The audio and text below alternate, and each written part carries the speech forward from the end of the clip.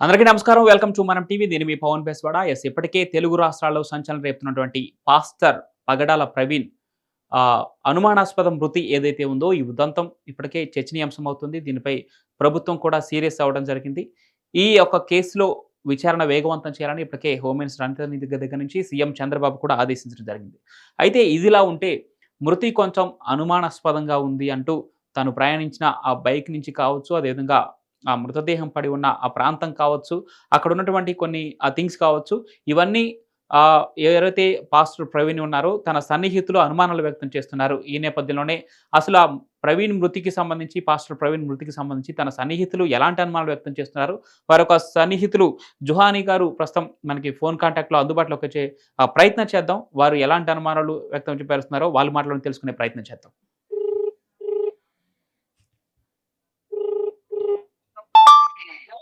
Hello. Hello. నమస్కారం జుహానీ గారు. కాదిగా చెప్పండి. సార్ ఇప్పుడు ఇప్పుడు లైవ్‌లో ఉండండి మీరు. ప్రెజెంట్‌గా పాస్టర్ ప్రవీణ్ పగడాల మృతికి సంబంధించి మీరు ఎటువంటి మీకున్న డౌట్స్ ఏంటి? మీరు పోలీసుల ముందు ఎలాంటి అనుమానాలు ఉంచుతున్నారు? అదేవిధంగా దానికి కారకులైన వారిని ఎవరైనా మీరు వారి పేర్లు ఏమైనా చెప్పే అవకాశం ఉందా? ఎలాంటి డౌట్స్ ఉన్నాయి మీకు? మాకైతే అది యాక్సిడెంటల్ డెత్ కాదని బలమైన నమ్మకం ఉందండి. ఎందుకంటే అక్కడ సిట్యుయేషన్ సీన్ ఆఫ్ ఎఫెన్స్ చూసాం మేము. సీసీ ఫుటేజ్ చూసాము. చూసిన తర్వాత మా అనుమానం బలపడింది. కారణం ఏంటంటే టోల్ ప్లాజా దగ్గర ఆయన దాటుతున్న సీసీ ఫుటేజ్ ఉందో దానిలో ఆల్రెడీ హెడ్ లైట్ పగిలిపోయి కనబడుతుంది మాకు అది. రెండోది ఆయన చాలా వీక్ గా మూవ్ అవుతున్న సిస్టమ్ కనబడుతుంది. సో అప్పటికే ఆయన మీద అటాక్ జరిగిందని ఒక డౌట్ ఉంది మాకు. ఆ టోల్ గేట్ ముందే అటాక్ జరిగి ఉండొచ్చు అని మేము పోలీసు అడిగింది ఏంటంటే దానికి అంతకు ముందు ఉన్న సీసీటీవీ ఫుటేజ్ కూడా మీరు తీసుకోండి అని చెప్పాం. అలాగే కొంతమూరు బ్రిడ్జ్ దగ్గర కూడా సీసీటీవీస్ ఉన్నాయి. ఆ ఫుటేజ్ కూడా మీరు తీసుకోండి అని చెప్పాం. అయితే పెట్రోల్ బంక్ దగ్గర ఉన్న సీసీటీవీ ఫుటేజ్ లో కేవలం అది ఏదో దుమ్ము లేసింది కనుక అక్కడ బయటకు వెళ్ళిపోయారు పక్కకి అని చెప్పడం వాళ్ళు జరిగింది. అయితే అక్కడ ఏమి విజువల్స్ లేవు. ఓన్లీ డస్ట్ లేసినది తప్ప ఏం జరిగిందని విజువల్ అక్కడ ఏం లేదు. సో దాన్ని బట్టి రెండోది ఏంటంటే డెడ్ బాడీ ఉన్న సిచ్యుయేషన్ మార్నింగ్ ఫస్ట్ టైమ్ లో చూసింది ఏంటంటే బాడీ మీద కంప్లీట్ గా బండి పడిపోయి ఉంది. అది అసలు ఏ విధంగా చూసినా యాక్సిడెంట్ లో బాడీ అలా పడుకోవడానికి దాని మీద బండి ఆ విధంగా ప్యారలల్ గా ఉండడానికి అవకాశం లేదండి. అది ఎవరో బాడీ మీద ప్లేస్ చేసినట్టుగా ఉంది తప్ప అది పెట్టినట్టు ఉంది తప్ప అది యాక్సిడెంట్ గా పడినట్టు లేదు.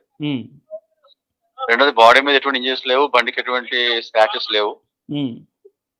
ఓన్లీ హెడ్ లైట్ పగిలింది, బ్యాక్ టైల్స్ అది డెంట్ ఉంది తప్ప బండి కూడా నార్మల్ గా ఉంది.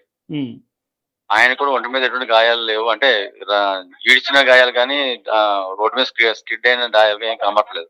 అయితే ఆయన బాడీ మీద లేదంటే ముఖం మీదనో లేదంటే ఛాతీ మీదనో ఎక్కడో ఫుట్ ప్రింట్ ఉందని చెప్పేసి కొన్ని వార్తలు వినపడుతున్నాయి. ఎంతవరకు నిజమండి?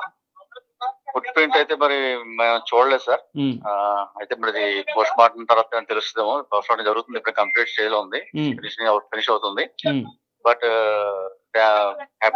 మొహం మీద అయితే గట్టి దెబ్బ తగిలింది.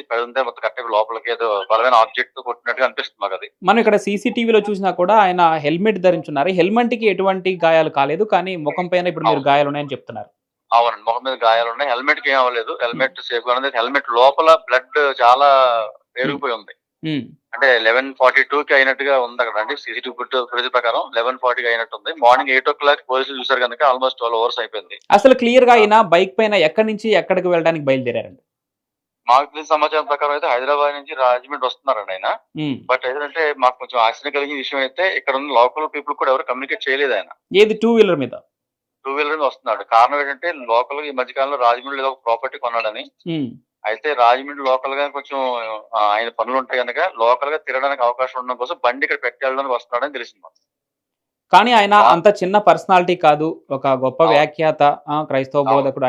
ఆయన పరంగా వ్యక్తిగతంగా చూసుకున్నా కూడా ఆయన ఇంత దూరం బైక్ ప్రిఫర్ చేయడానికి అవకాశమే లేదని కొన్ని వాదనలు వినపడుతున్నాయి. దీనిపైన మీరేమంటారు?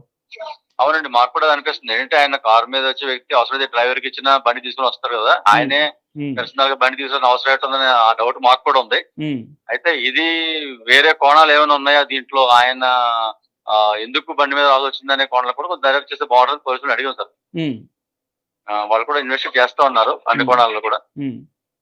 అయితే ఆయన ఇక్కడ బయలుదేరే ముందు ఎవరికి కనీసం ఇంటిమేట్ చేయలేదని చెప్తున్నారు మీరు? రాజమండ్రిలో ఉన్న వాళ్ళ కోఆర్డినేటర్ ప్రకారం నాకు కమ్యూనికేషన్ లేదు, నేను ఫోన్ చేసినా ఫోన్ తీసుకోలేదని చెప్పాడు. ఓకే. అవును సార్. ఫోన్ లిఫ్ట్ చేయకుండానే బయలుదేరిపోయారు అయితే. నా ఫోన్ లిఫ్ట్ చేయలేదు నాది. అయితే నేను వాళ్ళ వైఫ్ ఫోన్ చేస్తే ఉమ్, ఆయన హైదరాబాద్ నుంచి బైక్ మీద బయలుదేరాడు, విజయవాడ వస్తున్నాడు, ఉమ్, ఒక రాజమండ్రి వస్తే రావచ్చు అని చెప్పింది ఆవిడ అని చెప్పి ఆయన చెప్పాడు కోఆర్డినేటర్. ఉమ్. ఇది ఒక సో రోడ్డు అటువంటి ప్రమాదంగానే ప్రాథమిక విచారణలో పోలీసులు అయితే ఇప్పటివరకు చెప్పుకుంటూ వస్తున్నారు. దీనిపైన హోం మంత్రి కావచ్చు, సీఎం సహా దీనిపైన స్పందించడం జరిగింది. మరి ఇప్పుడు మీరు పోలీసుల ముందు ఉంచేటువంటి డిమాండ్లు ఏంటి? మేము పోలీసులు ఏంటంటే ఖచ్చితంగా యాక్సిడెంట్ కాదు అనే కోణంలోనే మీరు ఎంక్వైరీ చేయని అడుగుతున్నాం. ఉమ్, ఎందుకంటే యాక్సిడెంట్ అయ్యే అవకాశాలు అక్కడ సీన్ ఆఫ్ అఫెన్స్ లో అలా కనబడడం లేదు కనుక ఆ యాంగిల్ లో మీరు ఎంక్వైరీ చేయని వాళ్ళు డిమాండ్ చేస్తున్నాం. ఉమ్. రెండోది ఏంటంటే ఆయన మీద ఆల్రెడీ లైఫ్ థ్రెట్ ఉన్న విషయం మాకు తెలుసండి. ఎందుకంటే ఈ సోషల్ మీడియాలో ఆయనే చాలా స్వయంగా మంది పోస్ట్ చేశారు. అవును. ఆయనే పోస్ట్ చేసింది అయితే దీంట్లో రెండు రకాలు ఉన్నాయండి. ఉమ్, ఒకటంటే కొంతమంది హిందుత్వవాదులు ఆయన మీద టార్గెట్ చేశారు. కొంతమంది ఒక ఆయన ముస్లిం ఆయన కూడా ఆయన విషయంలో మాట్లాడిన వీడియో మేము చూసాం. ఉమ్. అయితే ఏంటంటే మరి దీన్ని ఏ కోణంలో చూస్తే పోలీసు వాళ్ళు ఎంక్వైరీ చేయాలి కంప్లీట్ గా. అయితే వీళ్ళు అయితే టార్గెట్ చేయడానికి కారణం ఏమనుకుంటున్నారు మీరు? ఆయన డిబేట్స్ చేస్తారు సార్. ఆయన ఎందుకంటే ఈ మధ్యకాలంలో కొంతమంది హిందుత్వవాదులు ఉమ్, క్రైస్తవ్యం మీద చెడ్డ మాటలు మాట్లాడుతుంటే వాళ్ళని ఫేస్ చేయడం కోసం ఉమ్, వాళ్ళు డిబేట్ చేస్తా ఉన్నాడండి నేను. ఉమ్, దానిలో భాగంగానే ఉమ్. మరి ఆయన మీద కొంచెం కష్టం పెంచుకున్నారని నాకు అర్థమవుతుంది. అంటే ఇతర మతాలను ఏమన్నా కించపరిచే విధంగా మాట్లాడటం అలా ఆయన జరిగిందా? కించపరిచేలా ఇప్పుడు మాట్లాడేది కాబట్టి కొన్ని వివరణ ఇవ్వడం కోసం కొన్ని సందర్భాల్లో హైందవ గ్రంథాల నుంచి ప్రస్తావించిన సందర్భం అయితే ఉంది. ఉమ్. కానీ మీరు ఆయన డైరెక్ట్ గా అయితే ఏం అనలేదండి. సో వాటిని బేస్ చేసుకొని ఈ కక్షపూరితంగా దీన్ని వ్యవహరించారంటూ మీరు ఆరోపిస్తున్నారా? అనే మా అనుమానం సార్. ఉమ్. ఆ అనుమానం మాకు ఉంది ఖచ్చితంగా. సో ఇప్పుడు అంటే ఎవరైతే ఈ ప్రమాదానికి లేదంటే మీరు అనుకున్నట్లు ఇది ఖచ్చితంగా ప్లాన్డ్ గానే జరిగింది అనుకుంటే మీరు మీరు వ్యక్తపరిచే పేర్లు ఏమైనా ఉన్నాయా? బయటికి చెప్పగలరా పేర్లు ఏమైనా? ప్రస్తుతానికి మేము పేర్లు చెప్పలేదు కదా సార్. పోలీసులు ఇన్వెస్టిగేషన్ తెలియాలని మేము ఎక్స్పెక్ట్ చేస్తున్నాం. ఉమ్, అంటే పేర్లు చెప్పడం వల్ల అన్నెసరీ కంబషన్ క్రియేట్ అవుతుంది కమ్యూనిటీలో అని ఒక ఫీలింగ్ మేము చెప్పట్లేదు. ఇప్పటికే పోస్ట్ మార్టం కూడా వీడియో తీసినట్టు తెలిసిందే. మరి పోస్ట్ మార్టం సంబంధించిన రిపోర్ట్ ఏమి మీ దగ్గరకు రాలేదా సార్? ఇంకా రాలేదు సార్. పోస్ట్ మార్టం ఇప్పుడే జస్ట్ కంప్లీట్ అవుతుంది. ఇంకో 10 minutes లో బాడీ బయట తీసుకొస్తున్నారు. ఉమ్, వచ్చిన తర్వాత అసలు ఇనిషియల్ రిపోర్ట్ అనేది మాకు డాక్టర్స్ ద్వారా తెలుసుకోవడం ప్రయత్నం చేస్తున్నాం. Right right. Thank you sir. Thank you Johan. Thank you. Yes, చూస్తున్నా కదా మరికొద్ది సేపట్లోనే పోస్ట్ మార్టం రిపోర్ట్ కూడా రాబోతుంది. ఈ మధ్యలోనే ప్రవీణ్ సన్నిహితులు జుహాని ఎవరైతే ఉన్నారో ఆయన క్లియర్ గా చెప్పడం జరుగుతుంది. ఆ సీసీ ఫుటేజ్ పైన కూడా వారికి కొన్ని అనుమానాలు ఉన్నాయని ఆయన వ్యక్తపరచడం జరుగుతుంది. ఇంకా బండి ఆ మృతదేహం పైన విధానం కానీ, హెల్మెట్కి దెబ్బ తగలకుండా లోపల ముఖానికి దెబ్బ తగిలే ఆ విధానం కానీ ఇవన్నీ అనుమానాలకు తావిస్తున్నాయంటూ ఆయన చెప్పడం జరిగింది. వారు కొంతమంది ఆ హిందుత్వవాదులు కానీ అదేవిధంగా ఒక ముస్లిం వ్యక్తి పైన కూడా వారికి అనుమానాలు అంటూ ఈయన ఆ సన్నిహితులు ప్రవీణ్ సన్నిహితులు జుహాని ఎవరైతే ఉన్నారో చాలా క్లియర్గా చెప్పడం జరిగింది. సార్ చూద్దాం పోస్ట్ మార్టం రిపోర్ట్ మరికొద్దిసేపట్లోనే బయటికి రావడం జరుగుతుంది. ఆ పోస్ట్ మార్టం రిపోర్ట్లో ఏం తేలబోతుంది, మరి ప్రాథమిక విచారణలు చేయాలంటే ఇది రోడ్డు ప్రమాదమేనా లేదంటే ప్లాన్డ్గా ఇది మర్డరా అనేది ఆ పోస్ట్ మార్టం రిపోర్ట్లో వైద్యులు కూడా ఆ బాడీ మీద ఉన్నటువంటి గాయాలని బేస్ చేసుకొని నిర్ధారించడం జరుగుతుంది. చూద్దాం మరి పోస్ట్ మార్టం రిపోర్ట్లో ఏం తేలుతుందో. Thank you.